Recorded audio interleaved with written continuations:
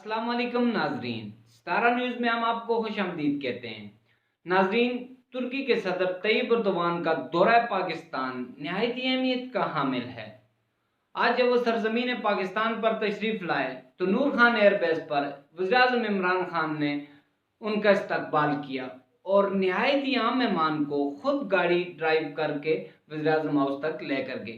नाजरीन, Tayyip Erdogan तुर्की और पाकिस्तान का न ख़त्म होने वाला रिश्ता। नाज़रीन, क्या तुर्की पाकिस्तान को डुअल नेशनलिटी देने जा रहा है?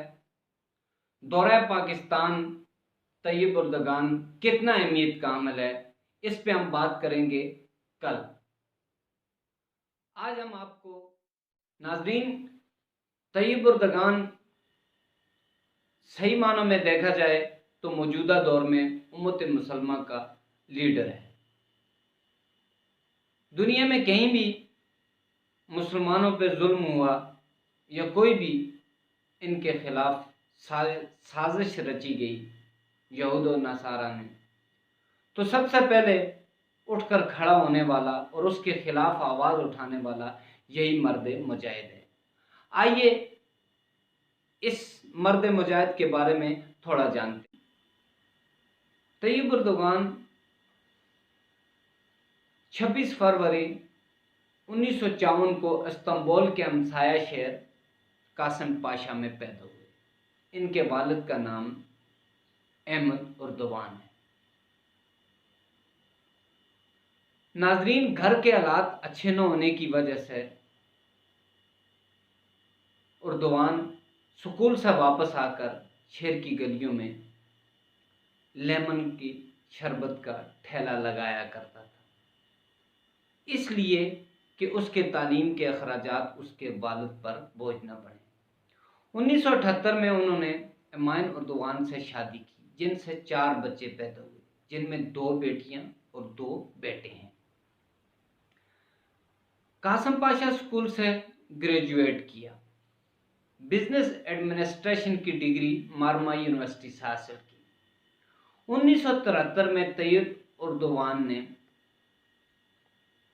नेशनल स्टूडेंट्स लाइफ से अपनी सियासी कैरियर का आगाज किया। 1973 में तैयब एर्दोगान ने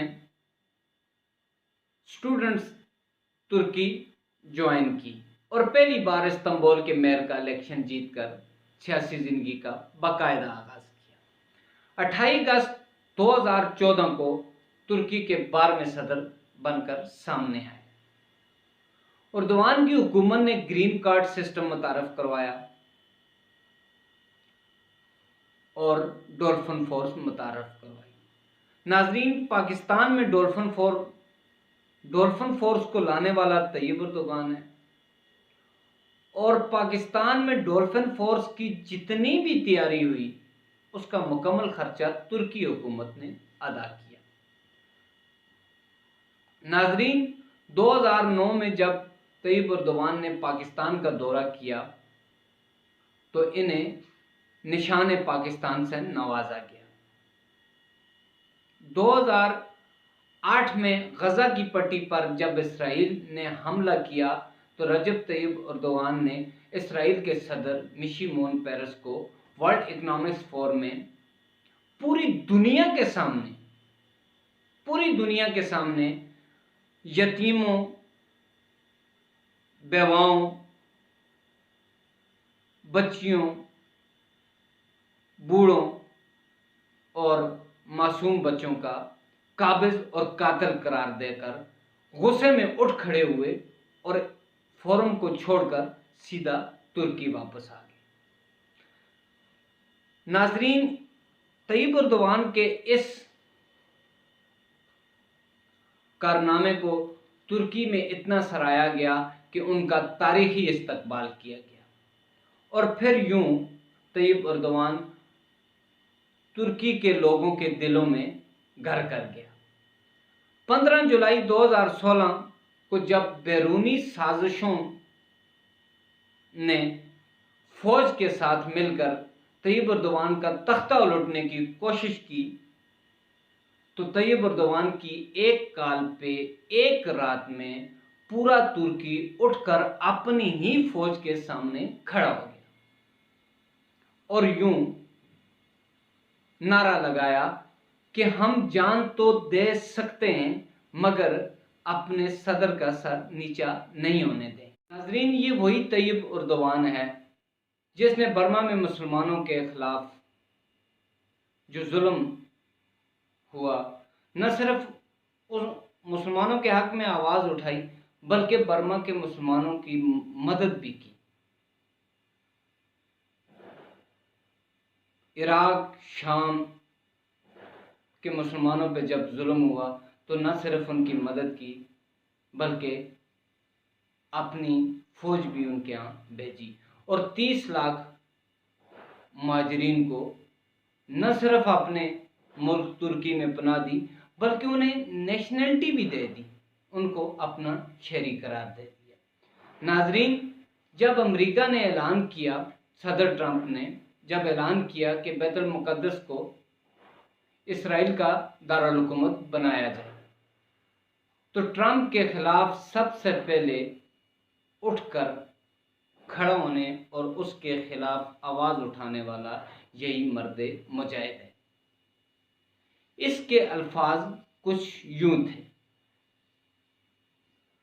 अगर बैतुल मुक़द्दस हाथ से चला गया तो मदीना भी नहीं बचा पाएंगे, अगर मदीना चला गया तो फिर मक्का भी खो देंगे, अगर मक्का हाथ से निकल गया तो फिर काबे से भी महरूम हो जाएंगे।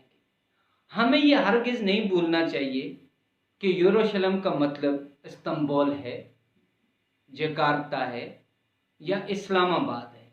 मदीने का मतलब दमिश्क या बगदाद है।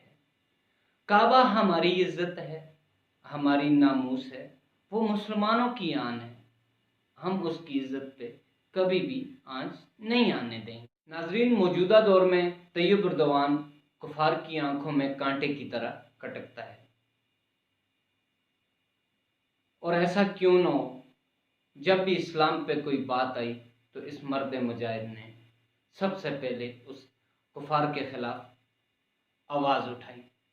नाजरीन, मौजूदा हमारे वज़ीर-ए-आज़म इमरान खान इस मर्द मुजाहिद के कंधे के साथ कंधा मिला के चल रहे हैं।